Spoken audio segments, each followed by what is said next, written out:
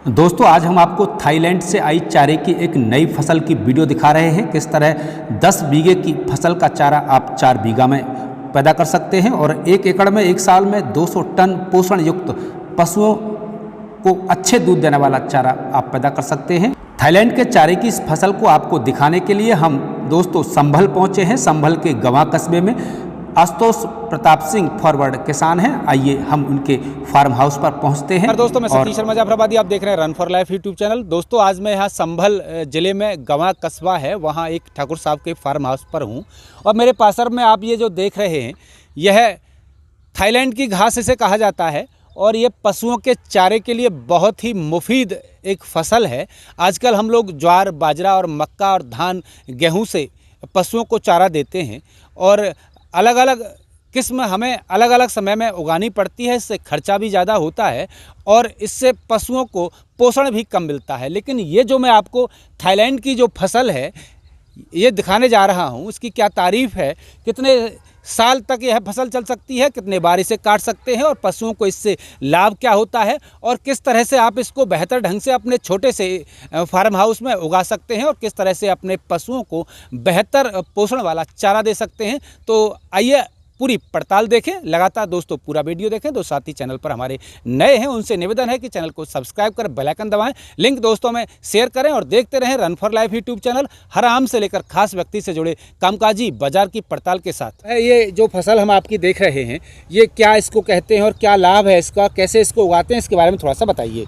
देखिए, जो आप फसल देख रहे हैं इसको हम लोग कहते हैं थाई सुपर जी, पैनकॉक है ना, जगह है वहाँ से है। अच्छा, 2016 में इसकी उत्पत्ति हुई है। अच्छा। इसको एक गन्ने की वैरायटी के साथ और जो मिलेट है उसके साथ मिक्स करके इसको बनाया गया है और इसके अंदर 2 बड़े फायदे हैं। जी। जैसे अभी हमको क्या होता है कि हमको हर 2-3 महीने बाद नया फसल बोनी पड़ती है जानवरों के लिए। जी। क्योंकि वो चलती नहीं है। जी। लेकिन ये एक बार आप लगा दीजिए और इसको अगले 5 साल तक आप इसको काटते रहिए। जी। और ये एक बार में जो बढ़त लेता है, मतलब जैसे आप पहली बार लगाएंगे तो करीबन 90 दिन में पहली कटिंग लेंगे जी। उसके बाद हर 45 दिन में इसको आप कटिंग लेते रहिए और ये 1 एकड़ से 1 साल में 200 टन चारा देता है।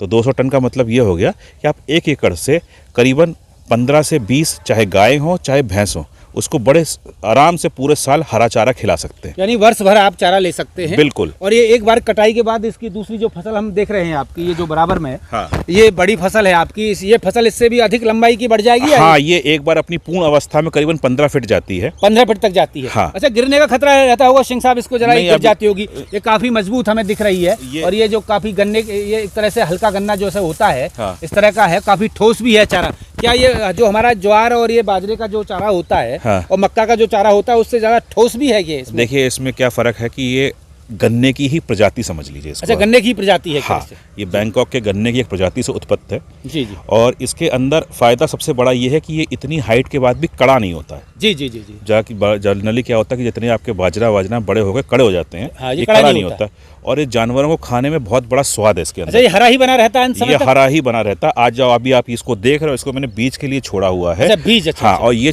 इसको 5 महीने हो गए हैं, मतलब 150 दिन का ये हो चुका है। जी। और आप देख लीजिए पूर्णतः हरा है। अच्छा, इसको हम इसकी बुवाई करते हैं, गन्ने की तरह करेंगे बुवाई? इसकी बिल्कुल गन्ने की तरह बुवाई होती है। अच्छा, ऐसे पीस काट के जो है हम, हाँ, उसके बराबर दूरी जैसे पर। ये है तो इसमें आपको गन्ने की तरह ही आंखें होती हैं। अच्छा। गन्ने की तरह ही आंख होती हैं। इसको आप डबल सेट करते हैं, एक ऊपर से और एक नीचे से, डबल आंख लगती है। अच्छा। ये डबल आंख को आप गन्ने की तरह बो दीजिए और गन्ने की तरह निकल आएगी। मैं जहाँ पे मैंने कहीं बोई हुई है वो आपको वो भी दिखा दूंगा। अच्छा। तो ये इससे जो है पोषण जो है इस चारे में अधिक होता है बाकी जो चारे से? मैं इसकी थोड़ी डिटेलिंग दे देता हूँ। इसकी डिटेलिंग ये है कि इसके अंदर आपका 18 से 22% प्रोटीन होता है। अब प्रोटीन से क्या होता है कि प्रोटीन से आपका एक तो जो दुधारू पशु हैं उनका दूध बढ़ता है और उनके अंदर फैट बढ़ता है। तो आप कितना भी अच्छा आप खिलाने वाले हों, कितना भी बढ़िया बिलौना खिला रहे हो, इस चारे को खिला के ये श्योरिटी है, क्योंकि मेरे पास भी खुद 24 जानवर हैं और जब मैंने इसका एक्सपेरिमेंट अपने जानवरों पे किया था तो 5 दिन के अंदर ही हर जानवर का आधा लीटर दूध बढ़ गया था और उसकी फैट के नंबर्स इंक्रीज हो गए थे। तो इस दूसरी सबसे बड़ी खासियत बात है कि जब इसको आप अपने ड्राई मैटर यानी भूसे या किसी के साथ मिला के देते हैं तो जानवर, इसका स्वाद होने से जानवर सारा का सारा खाना खा लेता है। अच्छा, गन्ने की तरह बता रहे हैं आप इस प्रजाति को, तो क्या गन्ने की तरह इसमें रस होता है, मिठास भी लगता है? हल्की सी इसके अंदर मिठास होती है। मिठास होती है, क्योंकि गन्ने की से और मिलेट, मतलब जैसे हम लोग कहते हैं ना ज्वार बाजरे से आप लोग कहते हैं, उसकी मिक्स से बना। जो हम फसल देख रहे हैं ये कितने समय की हो गई आपकी? ये 150 दिन की खड़ी हुई है। अच्छा, 150 दिन की। हाँ, ये 150, क्योंकि इसको हमको बीज तैयार कर रहे हैं, लोगों को बीज चाहिए होते हैं तो उसको हम बीज दे रहे हैं। अच्छा, ये जो फसल और ये आप देख रहे हैं, ये अभी सिर्फ 25 दिन की फसल है। अच्छा, ये 25 दिन है। उधर आप उसको उस कटिंग को उधर आप देख रहे हैं, हाइट वो 30 दिन की फसल है। 30 दिन की फसल है। आपने कितने बीघा जमीन में बो रखी है फसल? ये अभी सिर्फ 1 बीघा जमीन में बो रखी है। 1 बीघा जमीन बो रखी है। तो ये आपने कब इसको बोना शुरू किया था? ये मैंने इसका थाईलैंड से इसका बीज, मतलब इसकी सेट्स मंगाए थे। अच्छा, इसका सेट्स मंगाए थे। तो बड़े सेट महंगे आते हैं, मतलब 20,000 रुपए के 100 सेट आए थे। अच्छा, 20,000 रुपए के 100। तो मैंने इसका बीज डेवलप करना चालू किया। अब ये हो गया। अब ये मैं अपने पूरे 150 बीघा में, क्या देखिए, एक समस्या और भी है किसान भाइयों के पास जो पशुपालन करते हैं, उनको एक जमीन अलग से छोड़नी पड़ती है। जी जी जी जी। कि उसको चारे के लिए। जी जी जी। तो इसके लिए हमने एक नया मेथड भी निकाला है जी, जो मैं अभी आपको दिखा दूंगा कि इस चारे के 3 फायदे और भी हैं। एक तो आपको पशुपालन में आपको खाना दे रहा है ये पशुओं को। जी जी। दूसरा क्या, इसकी हाइट होती है 15 फीट, ठीक, 12 से 15 फीट। जी जी जी। और अगर इसको आप अपनी खेत की मेड़ पे लगाते हैं, जी, जो हम मेड़ को आज ऐसे ही खुला छोड़ देते हैं, जी जी, है ना, तो मैं आपको आइए दिखाता हूँ। जैसे आप ये देख रहे हैं जी, ये हमारी मेड़ है, जो हमारा बरहा है ये खाली रहता है, मतलब इधर देखिए इसमें कुछ नहीं होता है। जी जी जी। तो इसके किनारे किनारे हमने ये लगा दिया। ठीक, अभी आप देखिए ये बढ़ रही है, अब ये अपनी हाइट पे आ जाएगी। तो एक तो आपकी जो स्पेस खराब हो रही थी उसको यूटिलाइज कर लेगी जी। तो आपको एक अलग से अपनी जगह नहीं खराब करनी है। ये हर खेत के चारों तरफ इसको आप लगा सकते हैं।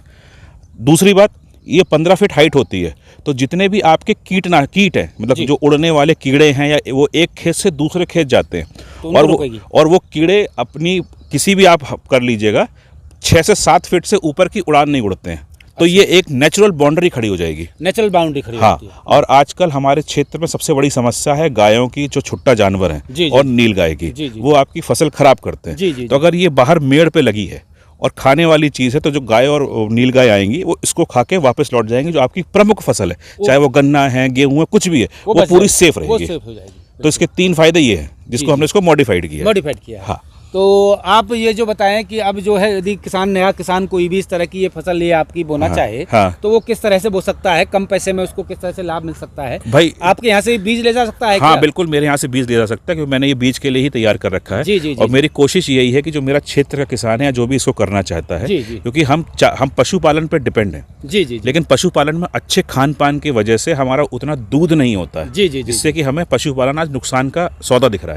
लेकिन अगर इसको आप लगाएंगे तो इसमें आपको ना दोबारा हर बार बुवाई करनी है। इसको सिर्फ जैसे आप गन्ने में पानी देते हैं उससे भी कम, मतलब अगर इसको आप गर्मियों में हर 10वें दिन या 12वें दिन एक बार पानी हल्का सा दे देंगे तो ये हरी बनी रहेगी। तो ये अच्छा, इसको कोई खाद पानी बहुत कम मात्रा में चाहिए, मतलब कम मात्रा कहूँगा मैं, अगर आपके पास घूरे की खाद है, वर्मी कंपोस्ट है, कुछ भी आप छिड़क देंगे उसमें काम कर लेगा।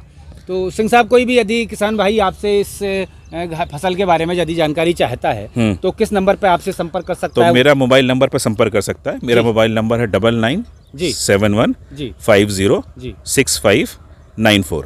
इस नंबर पर आपसे संपर्क बिल्कुल संपर्क करके तो ये जो आपने फसल बो रखी है ये थाईलैंड की है, और ये यहीं आपके अलावा भी कहीं देश भर में कहीं किसी फार्म हाउस पर कुछ प्रगतिशील किसान है वो भी इसको बो रहे हैं कि आप ही ने ये? सर, ये अभी देखिए, पशुपालन में हमारा हिंदुस्तान 2 कैटेगरी में बटा हुआ है। जी जी जी। मतलब नॉर्थ इंडिया और साउथ इंडिया। जी जी जी।